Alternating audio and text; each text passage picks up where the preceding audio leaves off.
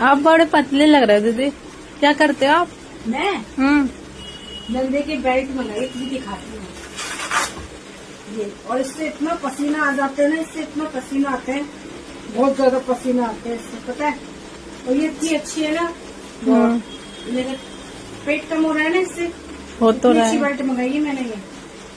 और काम करते रहो, सारा दिन काम करके रहती हूँ, फिर हटा देती हूँ जब खाना वाना खाने होता है ना तब। इतनी अच्छी बेल्ट है ये, तू भी मंगा लेना अपनी मम्मी के लिए, ठीक है। ठीक है। इतनी अच्छी है ना, मेरे तो उल्टी कमर में भी दर्द होता था जब मेरा बेटा हुआ था ना, कमर में इतना आराम मिलता है, इतना पसीना भी आता है।